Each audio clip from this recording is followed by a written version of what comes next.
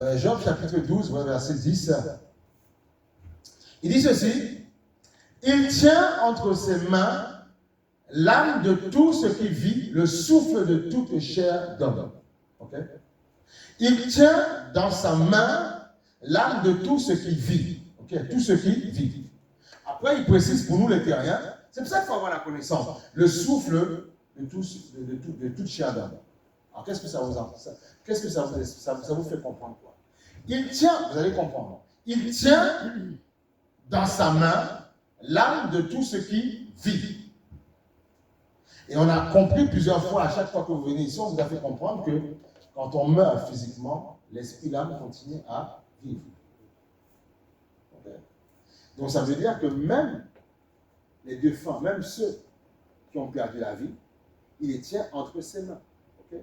Mais entre ses mains, dans les mains de Dieu, il y a plusieurs profondeurs. Il y a l'enfer, le paradis, il y a pas mal de choses. Donc il tient l'univers entre ses mains. Donc ça veut dire quoi? Pour répondre à certaines personnes qui disent non, je prie les ancêtres, je crois aux ancêtres. Si je crois en Dieu, je n'ai pas besoin d'aller adorer sur une tombe. Je n'ai pas besoin de ça. Parce que Dieu détient tous les esprits entre ses mains. Aller adorer quelqu'un qui est déjà décédé, qui est dans les mains de Dieu, c'est une erreur. Puisqu'il dit, vous adorez la créature et non le créateur. Voilà pourquoi il est en colère. C'est tout. Donc, c'est pour ça que maintenant, on explique avec beaucoup d'amour aux sociétés des gens qui adorent, qui donnent à manger sur les tombes et tout ça. Avec beaucoup d'amour, on leur explique certaines choses. On leur dit, attendez, ceux qui sont partis, ils sont vivants dans l'esprit, l'endroit où ils ont choisi. On sait que si tu meurs en Jésus-Christ, tu vas auprès de Dieu. Si tu ne meurs pas dans le Seigneur, malheureusement, tu vas où il ne faut pas aller. Tu vas dans la prison. Mais la prison ici en France, elle reste dans la France. Mais c'est une prison, est-ce que vous comprenez? Mais c'est Fleury-Mérogis, par exemple, tu vois? C'est une prison, mais qui est en France. Toi, tu habites chez toi, il y a des coins de paradis en France. Des coins où c'est beau et tout ça. Mais il y a des prisons. Et c'est dans le même pays, dirigé par le même président. Donc, c'est plus facile à comprendre comme ça, quand on vous explique que même dans le royaume des cieux, tu vois, Dieu détient tout entre ses mains. Il détient même le diable entre ses mains, puisque le diable vit. Donc, si j'ai compris que tout est dans les mains de Dieu, de quoi ai-je peur? Je ne dois pas avoir peur. On a oublié je ne dois pas avoir peur. Mais c'est pour ça qu'il faut la connaissance. Et c'est avec cette connaissance qu'on n'a plus peur, même de ceux qui font les soi-disant des pouvoirs magiques, on n'a plus peur. C'est fini. Parce que tu as compris que tout est entre ses mains. C'est pour ça qu'il faut venir parfois à l'église, entendre la parole. Beaucoup ont peur parce qu'ils n'ont pas la connaissance et tout. Moi, il y a des choses, je n'ai pas peur, je suis désolé. Je vous ai dit, ils peuvent arriver avec toutes sortes de rêves bizarres. Ce n'est pas mon problème. Limite, je rigole. Je dis, mais j'ai plus ce temps-là, tu vois. J'ai plus ce temps-là. Parce que j'ai compris. En fait, si vous voulez combattre Satan, le détruire, c'est avec la connaissance. On peut prier. Et on prie, on chasse les démons, tout ce que vous voulez. Mais après, si vous n'avez pas la connaissance, les démons sortent, ils reviennent. Écoute, on va aller lire, parce qu'il faut que tu comprennes la parole.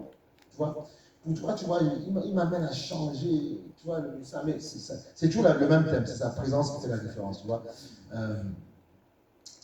C'est ça, c'est dans Luc, et c'est important de comprendre ça. C'est comme ça. On va aller sur, non, il y a plusieurs, on va aller sur le Matthieu. Matthieu chapitre 12, excusez-moi, 12, 45. Il faut la connaissance, il faut comprendre comment le monde fonctionne. Okay? C'est pour ça que dans une église, il y aura toujours des personnes proches de Dieu et d'autres pas proches. Mais ils sont à l'église, tu vois. Il y a d'autres qui vont avoir le cœur, ils vont être désireux de Dieu, ils vont désirer sa présence. Et d'autres vont dire, mais non, mais malgré, il y a des gens, ils vivent des choses tellement difficiles, hein.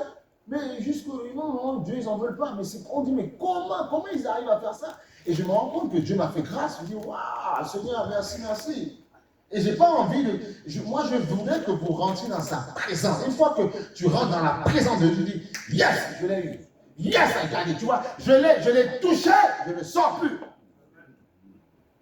Parce que j'ai touché sa présence. Je suis rentré dans son intimité. Il y a beaucoup de personnes, ils veulent plus connaître l'intimité des gens. Mais je ne comprends pas ces personnes-là. Je dis, moi, de toute façon, si tu apprends à me connaître, tu vas aimer Jésus. Ah non, je suis obligé, parce que moi j'aime Jésus.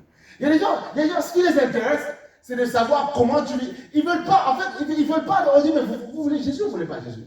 Ce qu'il veut, c'est te connaître toi-même. Me connaître moi, ça ne sert à rien. Je suis qu'un homme imparfait. Et moi, je veux que tu connaisses Jésus. Et si tu connais Jésus, ta vie sera magnifique. Il y a des gens, je connais. Il y a des gens, ils ont des amis, ils ont 400 amis. Mais souvent, quand il faut les aider, il n'y a personne pour les aider. Ah oui.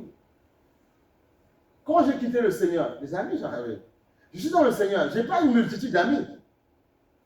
Mais j'ai des personnes, quand je veux quelque chose, ils sont là pour moi. Ah oui. Quand il y a même des personnes que je ne connais même pas intimement, je crée le contact avec eux. L'onction qui est dans ma vie fait que les personnes font pour moi. C'est impressionnant. Pourquoi? Le secret, c'est parce que j'ai l'ami fidèle. Et c'est valable pour tout le monde. Ah oui! Parce que les gens qui te disent, mais j'étais beaucoup arrangé, j'étais beaucoup, moi je fais pas comme ça, moi je frappe Dieu les tarifs. Je dis, waouh! Tu vois? Il ne te parle même pas de la personne qui t'a connecté à lui, mais il te parle de toi. C'est toi et lui maintenant. Devenez maintenant prêtre. Tu vois ça? Il y a des gens comme ça, Dieu a créé des relations avec certaines personnes, c'est son esprit qui a créé, en fait, son esprit qui a créé des amitiés dans ma vie, c'est son esprit, tu vois. Maintenant, je le laisse sélectionner des personnes pour moi. Je ne vais pas chercher. Il envoie des personnes. Il y a des personnes comme ça. Et après, je dis, mais je parle avec lui, c'est comme ça, on se connaissait depuis longtemps. Parce que c'est l'esprit qui a dit, celui-là tu peux, celui-là tu peux, celui-là tu peux. Celui-là n'insiste pas. Parce que je suis son bien, tu es son bien. Il faut comprendre qu'il y a des gens, parfois, Dieu ne permettra pas que vous vous associez. Je dis, mais Seigneur, pourquoi? Il dit non. Parce que tu es mon bien, je te prépare des amis. Ce qu'on veut, c'est un ami sur qui je peux poser ma tête. Il est là pour m'aider. Mais tu ne vas pas m'entuber derrière. Tu vois? C'est ça, tu cherches des gens comme ça. C'est ça. Mais pour ça, il faut s'approcher de Dieu. Et parfois, les personnes même que tu as connues, même en un mois, ils vont te faire des choses que les autres n'ont même pas fait. Et ces personnes-là, quand tu les récompenses, tu les fais aussi. Tu leur dis merci. Je sais que c'est Dieu qui a fait, mais merci. Et après, c'est ça. Eh oui. C'est comme ça. Eh oui. Il y a des gens, ils se disent, parce que tu as envie, ils disent non, mais toi, on a envie de t'aider. Voilà. Alors que tu peux avoir un ami qui n'a pas envie. L'ami va dire, oh, mais oui, mais alors que quand Dieu te place des gens sur ta route, parce que tu es obéissant, Dieu te permet. C'est pour ça qu'il y a une parole qui dit, même si ton père et ta mère t'abandonnent, je serai toujours là.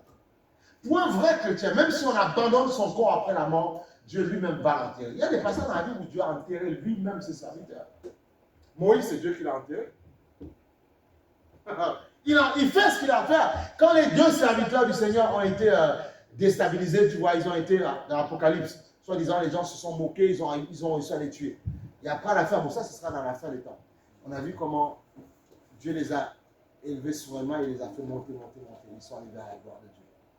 Tu vois? Et c'est impressionnant comment Dieu... Et c'est ça, c'est ce Dieu-là que nous servons. Ce Dieu de miracles. Alors, on va aller